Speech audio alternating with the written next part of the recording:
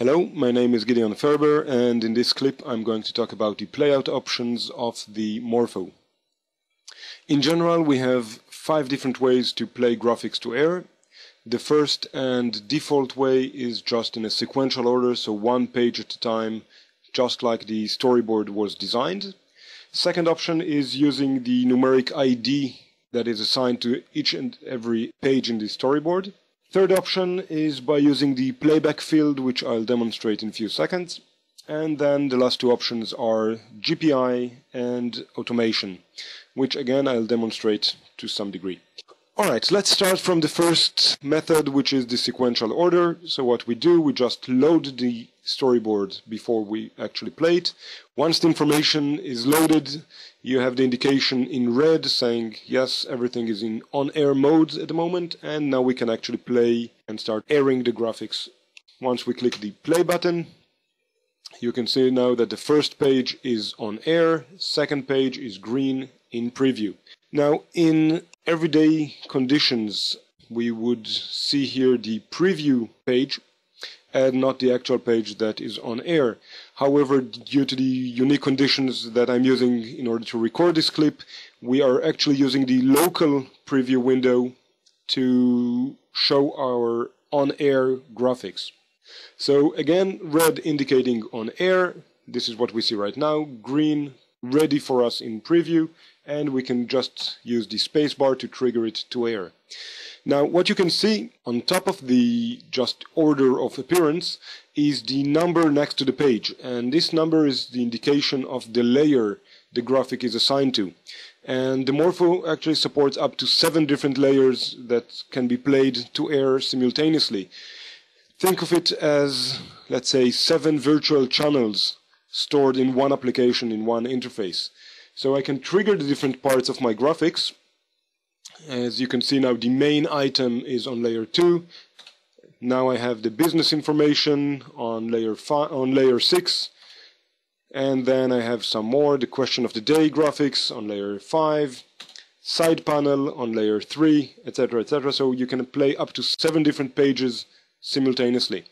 Now, one of the biggest advantages here is if I want to replace part of the graphics, it's not interfering with the rest of the graphics. So, for example, if I want to replace just the side panel, I can trigger the page, and since this page is on layer 3, it will replace only layer 3 without changing or interfering with the rest of my scene.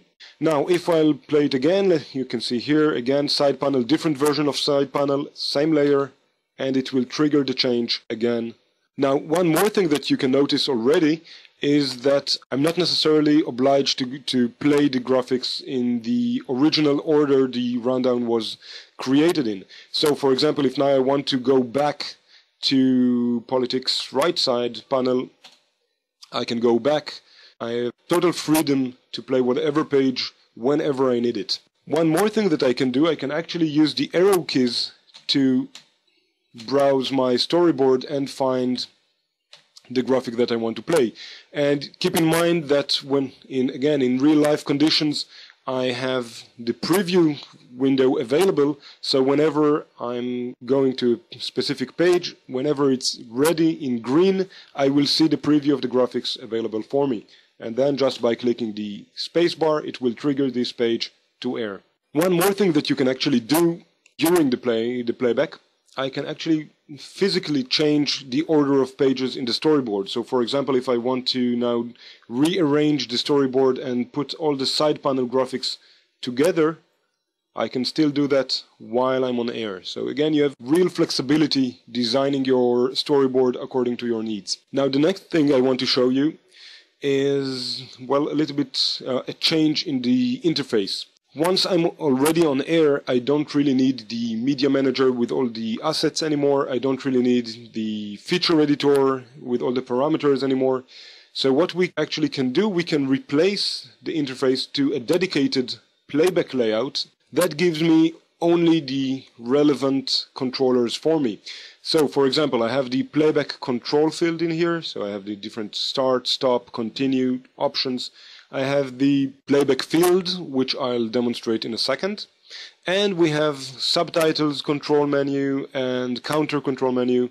Depends on the production, of course, if we actually have counter and subtitles enabled in this specific production. One more thing that we have here is the layer menu. And this is, again, something really, really nice. We can actually change the layer while on air. So, for example, if I want now to replace the background, and instead of playing it on the back, I want to play it on the front. Let's do a small example. I can change it to front, play it, and now you can see that it covers everything else. However, if I'll set it back to back layer and play it again, now it's on the back. So it's really, really easy way to control your production just according to your needs. That was the first playback method, so sequential order or random order, but using the storyboard. Now, another way to play graphics to air is by using the numeric ID of each of the pages. Now, in my specific conditions, recording conditions, I have here only one field, and this is the program field. So, for example, if now I want to play, let's say, page number 6, I can just go in here, type number 6, enter, and it triggers page number 6. However, in real-life conditions, we have here actually two fields, one in green, one in red, the green indicating the page in preview, and we can actually use the right keyboard numpad to directly type into the preview field, use the right enter key to trigger the page to preview, and then again use the spacebar to trigger the same page to air. So again, if I want to replace back to number 8, I can just type 8, enter, and it triggers the graphics. Now, the third option to play graphics to air is by using the playback field. And the playback field actually gives us a kind of shortcuts to specific pages in the storyboard. The way we add pages, really, really simple. We can just drag it, drop it inside, and now let's take the second side panel and third side panel. And once the pages are here, they behave as shortcuts to their specific locations in the storyboard. Now, if we'll play the rundown again, I can show you how it works. And now I can just click on the page that I want, spacebar, it goes on air. Now, one more thing which is very, very handy is we can use a zoom option in order to better see the different options that we have in the playback field. So we can just click on the magnifying glass icon, zoom in, have a better preview, select the page that we need, click the spacebar, and it goes on air. So really, really simple way to control the content of the production. Now, another thing that we can actually do, we can assign specific shortcuts to those pages. So just by right-clicking on the page, assign shortcut, and let's say that this is A, the next page would be B, and the last one would be C. And now let's play everything again. Now, this functionality actually gives you the option to connect the system, for example, to X keys or any external control and define the different shortcuts on the X keys. So, for example, you can have the entire rundown controlled from a single external device. So you don't really even need the Morpho's interface in order to control the different pages. So now we have page A on air. I want to switch to page C. Page C is triggered. I want to switch back to page B. B is triggered. So really, really easy way to control the shortcuts. Okay, the fourth option of controlling the Morpho is by using GPI.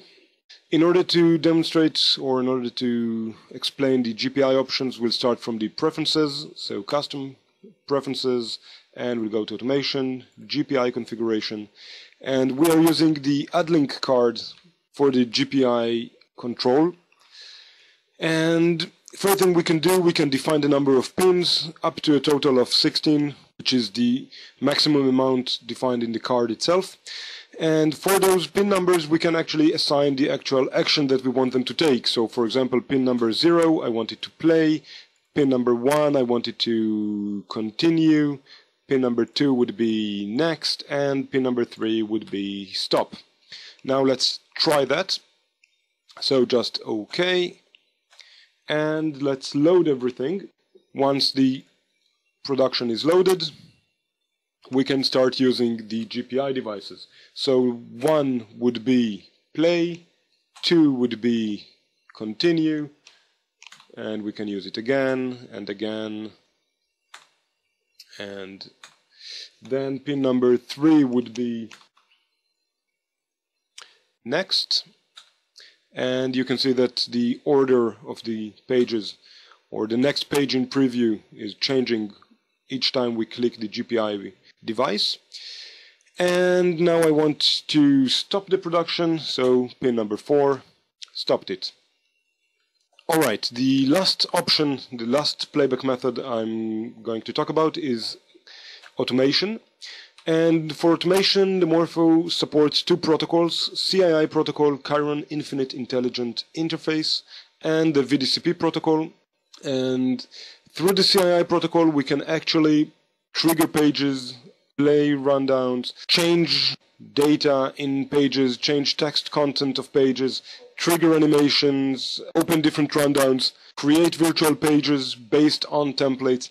And for better example, I would recommend you to take a look at the external controllers video clip, which demonstrates just that, the use of CII protocol in order to create an external controller.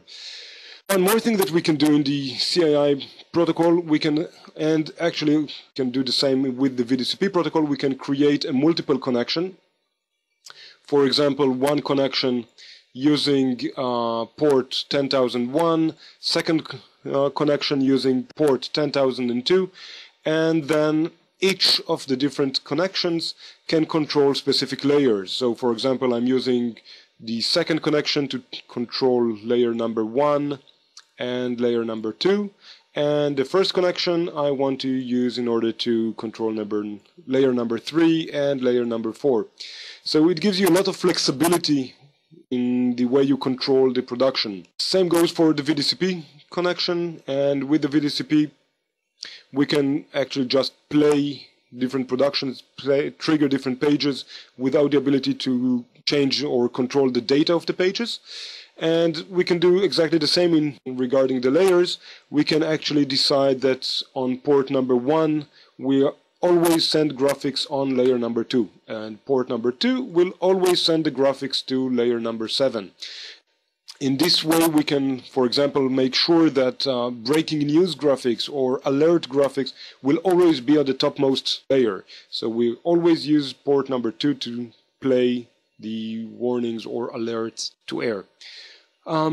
As I said, also for the VDCP we can define a multiple connection and just define a different port number. Really simple. That's it for the different methods of playing graphics to air from Morpho. We covered sequential playback, we covered random playback, we covered playback according to unique ID, using the playback field, using GPI, using automation. I hope it answered most of your questions, and thank you very much for your time.